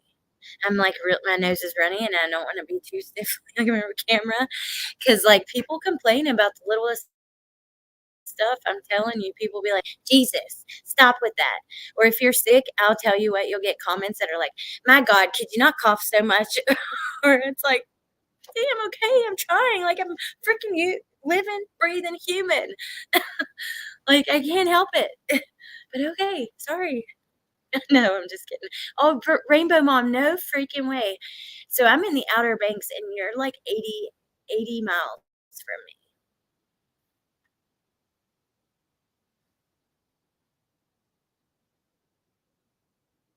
22 in Minnesota. I have my mom's friend lives out there. Northwest Tennessee, from West Virginia. No way, Alexis. That's cool. So I came from West Virginia. People are so interesting sometimes. Nadie, I have them all day, every day. Like, I don't know. More than eating. Love your darling accent, Alex. It sounds like mine, and I'm originally from Georgia. Thank you, Cynthia. People are fickle. I gotta mute so we can listen to the rest.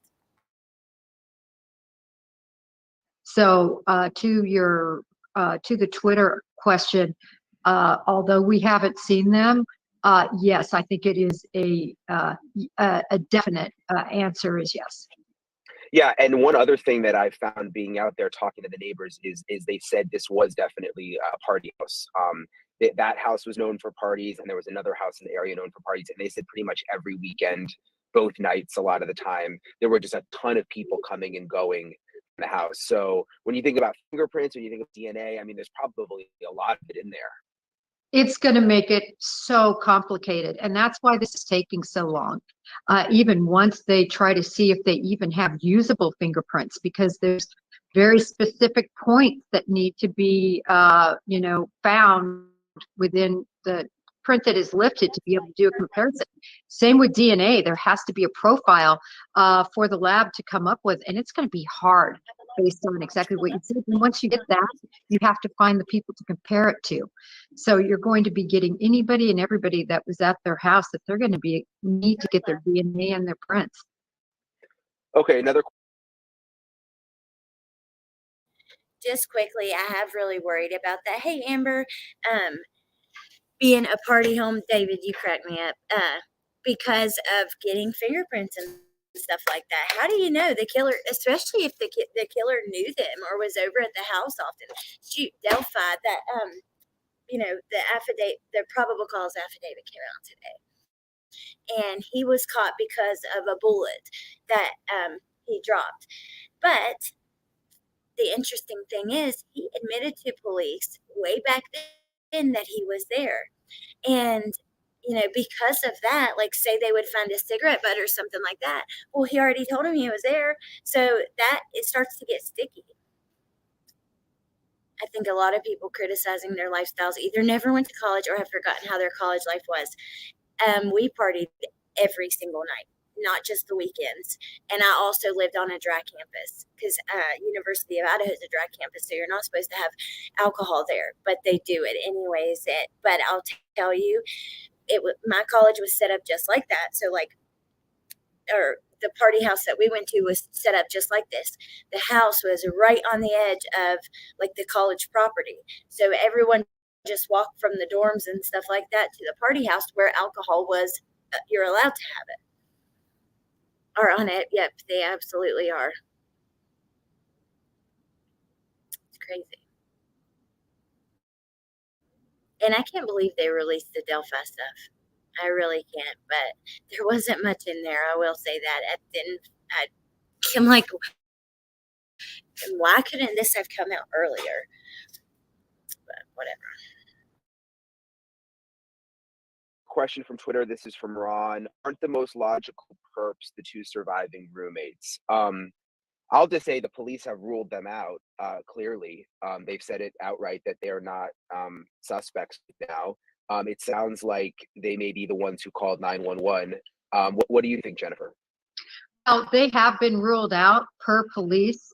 We know that one of the roommates' cell phones was used, but police are pretty clear that it wasn't the roommate that called. It was somebody else in the house. That's why we know there's other people that were in that house in the morning, and I would suspect after everyone arrived. Yeah, makes sense. Amy from YouTube asks, have the roommates spoken out at all? They haven't spoken to the media. It's hard getting a lot of people to talk, honestly. The sororities and fraternities have people on lockdown and told them not to talk to media. Went to the bar yesterday where some of the victims were. They said that police told them not to talk to anyone but investigators. So they're. Wow, that is really interesting. Police don't, which is good, and that's fine. And I don't think that we get to where we want to know something so bad we think that we are owed it, right? But it's not our business yet. It is our business, anything that goes to the legal system, except for family court stuff. But any criminal case that goes through, of course, it is the public's right to see it, but you have to get it through the system, and then, so I don't know. I think that we get to where we just want to see stuff so bad. The last thing after this, we might watch a minute or two of this more. I think it's kind of the same stuff at this point, unless something else comes out. We're just kind of recycling some of the same stuff and looking at theories and stuff. But Nancy Grace said some really, really interesting stuff. Now, I'm actually a member of Fox Nation, and I did that because they had a discount at the time where it was 99 cents. and for like your first 3 months, and I wanted to hear Nancy Grace's podcast. She has a show on Fox Nation. It will come on YouTube sometimes, but the best way to do it is on Fox, like on there, because it's easy too. You can like even turn your phone off or do other stuff, and it'll still play in the background like a podcast app. So definitely check those out. But she said something really interesting I want to show you guys. There's still lots of rumors swirling among the community there. They just aren't talking to the media. Yep. Okay, Punksy, be safe, okay? I can't join Fox.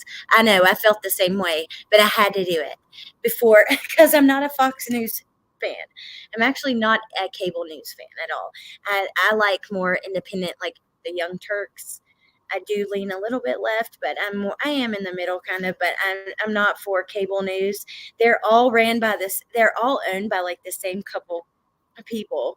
And Fox News was literally created because there was not a news place at the time that like for the Republicans, for like the right, for that side of news. That is why they were created, so they're always biased. Both sides are always biased.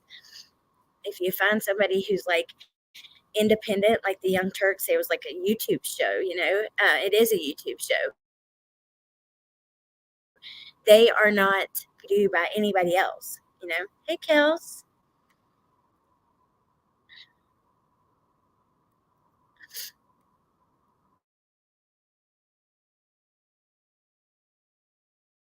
The roommates haven't spoken to the media, but I would assume, especially since police say they ruled them out as suspects, it seems like, Jennifer, they are cooperating with the police.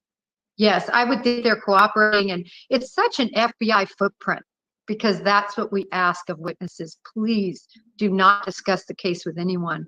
So I'm not surprised that it's kind of a gag order that's been put in place.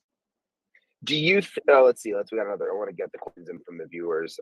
Kathy asks, is there evidence that a taser could have been used to incapacitate the victims? We haven't heard about anything like that from police. We have heard that it's possible, it's really funny, that some of the victims were asleep. I mean, what do you think about this taser question? I don't think that this is going to be a reality at all. Good question. But I think people just struggle with how can all these victims be victimized without a fight, without a struggle, without waking, without screaming. And I agree with her. I think that's part of why we are all cannot get enough of it. We want to know what happens. We need to know. We want to dig into every little crevice because you have 4 people, 1 man, athletic man, in the prime of his like fitness, who were overtaken by 1 person, I guess possibly 2, but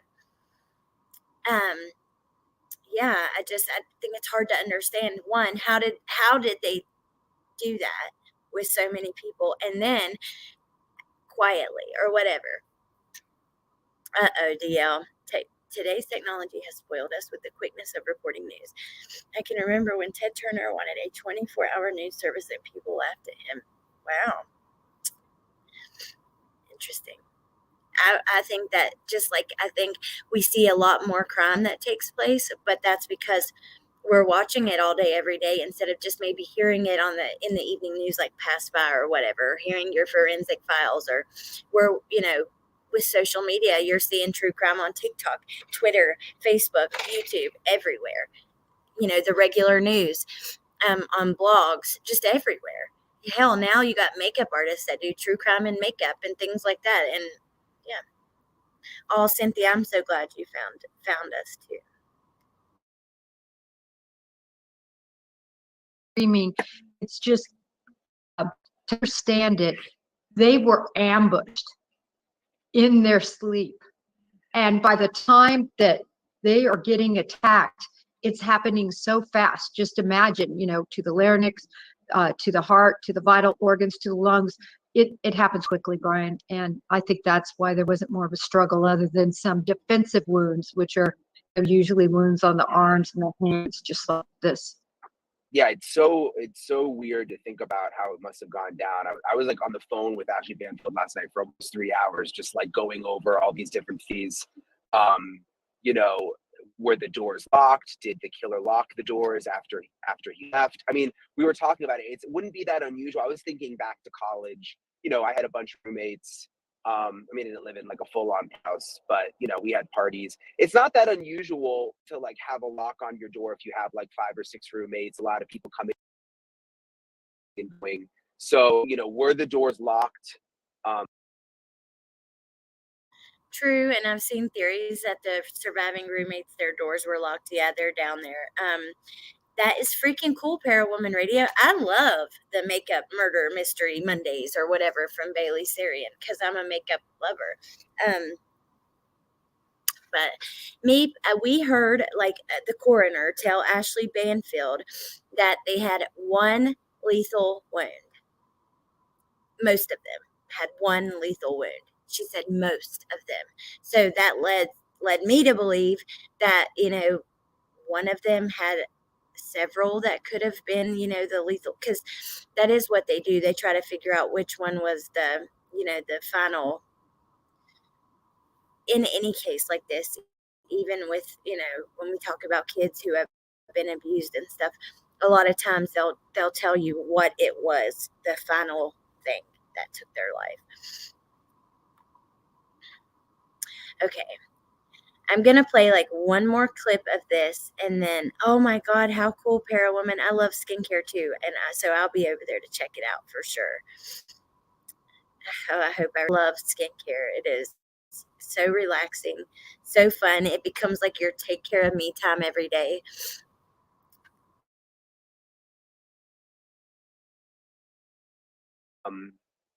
When the killer came in, and then also like to stab, and you can talk more to this, but like to stab 4 people to death. I mean, it almost, I mean, like you would have to kind of know, right? Like where to stab them, how to do it. I mean, like it just seems like so, it would be so difficult. I mean, obviously you had a gun, you could just go in and shoot them, but it doesn't seem like an easy thing to do. It takes a lot of force. I mean, just to have the strength to penetrate, not trying to get too graphic. But I think based on what police have said, you know, this being sloppy and you know, not being an organized crime scene, I think it was more of a frenzy, more of a hateful, frenzied attack. And you know, I hadn't thought of that, but I bet you it does take a lot of strength to do that with, I don't know, 4 people over and over. You got to be like physically, I don't know, or just super angry, I guess. Because emotions can make us like really, really strong, just like fear, like, or, you know, I just heard somebody talking about this. I think it was Melissa actually talking about like women who their kids, cars go on top of their kids and then they are strong enough to lift them up and stuff.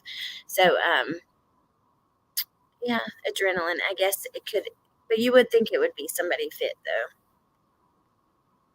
depending on the type of knife, yeah, and how sharp it is and that kind of thing too. That also is very, unfortunately, you know, can result in these same results as somebody that would know exactly where to strike. Okay, just kind of a warning. We're kind of in the country a little bit here, so hopefully if you do, that's what happened. William on Twitter just tweeted me, could the roommates have had other people with them during the night? We don't really know, but it seems like it's definitely a possibility. Yes, I think this is really a possibility after listening to the state police comments. It seems like there might have been a bit of an after party or other people in that house. That might explain too the call for the unconscious person. I mean, what if, Brian, there was an unconscious person that had been there from the night before that was passed out and the roommate called about that and then all this was uncovered? We don't know, but yeah.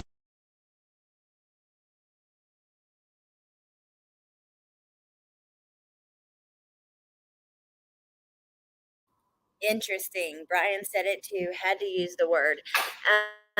And Meep, no, they asked her. They said, so were they like slashings or like stabbings? And Ashley asked her, and the coroner said more like stab wounds. And I forget how exactly she worded it. If you go back to, I think it was yesterday, we went through it on my channel, but I can't remember exactly where. Uh-oh. You're a crime baby. Bentley's upset. Well, we have one last thing to look at, and then I'm going to let you guys go.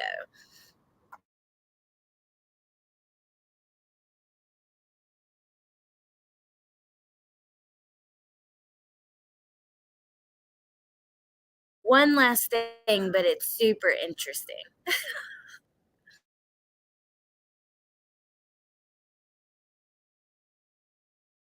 The roommates' names have now been revealed. I believe that the roommate freaked out when they realized what had happened, called friends over first, and one of those friends used the phone to call.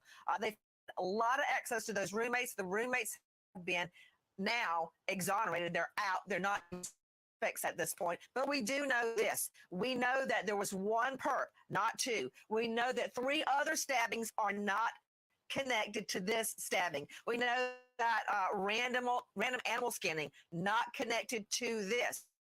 It's somebody within one of these. I think one of the girls' orbit, one of their circle, not necessarily a boyfriend or a stalker. It could be somebody at the grocery store, a pizza delivery guy, somebody in one of their classes, somebody they know necessarily intimately.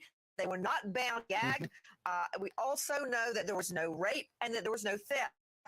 But I'm telling you right now, and I've worked several multiple victim murder scenes, they've got to go through all that blood, all that hair, all those prints to determine if any of it was left by the killer. And another thing, this perp is most likely not a convicted felon because he's not popping up on APHIS or CODIS. That's telling me a lot about who this is. And so, Nancy, you say because they would not pop up on those databases, the way to find that particular killer would be with ancestral DNA. What is ancestral DNA? Absolutely, like in Golden State Killer. When you don't have, like, if I find your fingerprint at a crime scene, but you've never given your fingerprint to the cops, I don't have anything to match it to. Right. So with DNA, you have to take that blood and go all the way.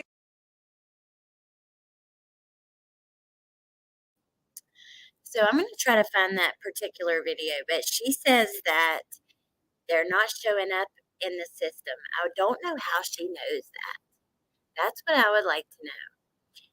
And I mean, I know we've heard that 23andMe showed up, right? And those are kind of just rumors as far as I've seen, because I honestly haven't seen proof of that. I've just heard it. But I don't know. What a big statement, you guys. Please, Nancy, who was it then? I think the coroner said it was stab wounds and maybe one lethal one in the chest area. You're right, David. That is what she said. She said it wasn't really, because they asked, was it like slashings or like stabs? And she said it was, she like stuttered for a second, said they were stab wounds. I think she said it like that or something. Oh, I remember the Jeffrey McDonald. When my husband was stationed in the military in North Carolina, we had both the Jeffrey McDonald murders and the Tim Hennis murders. Jeffrey McDonald, I mean, that case was just wild. I've seen that on a few different, like, investigation discovery shows. The knife blade had to fully penetrate if the coroner's report is accurate because the coroner observed bruises at the stab wounds from the knife's handguard. Yep. And, you know, I showed a picture of that one night. I won't pull it up again. It is kind of graphic, but you can see, like, you know, the mark where the knife goes in, but then on the top and the bottom of the line, there's like a little round bruising.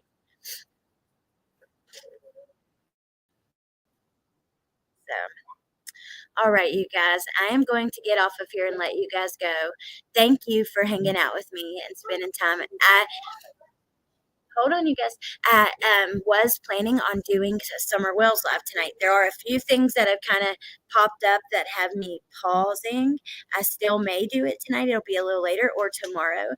but there is some stuff to talk about there. The DA secretary did 2 phone calls with a creator called Smiley. Her channel's like Smiley Stories or something like that.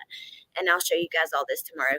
But she did they talked about several things like Ronnie Lawson's son, and it's just more than I think we've heard from anyone in an official capacity. So I want to talk about that. I want to find out one thing first, and then I have to gather some stuff as far as the reward fund goes. Oh, I love you being here, Vicki. I do. So yeah, tomorrow or tonight later, we'll go through those phone calls and the reward fun stuff and talk about a few things there. I actually have been meaning to get back in touch with some locals who had emailed me, but I've been behind. Like my messages and emails pile up, and sometimes I just get like behind. It's like if your house gets messy, like super messy, you are like overwhelmed. So you clean it all the time. That's what I do, so I don't get overwhelmed, because then I won't do it. But anyways, I have some other really interesting stuff I want to talk about. I told you guys that Nadie found, which was freaking awesome, and I can't wait to show you guys. But we just have to make sure of a few things first, just because that would be what's best for summer, instead of just blasting it out on YouTube just for a view or a title that's, shocking. And I will say, when I talked to Kim and Allie about it, they said the same thing. Like, I'll never put it out on my channel if it's better for summer. So, anyways. All right. I love you guys. And thank you, Nadie, for being so awesome and finding that. You are the bomb. You really, really are. And I love you so much. I love all of my mods and all of my chat. You guys do literally mean so much to me. And that's just that. So yeah, I hope you guys have a great night, and I will see you later or tomorrow. Okay. Bye. Super bomb. She said, "You are super bomb, Nadie." And you are super bomb.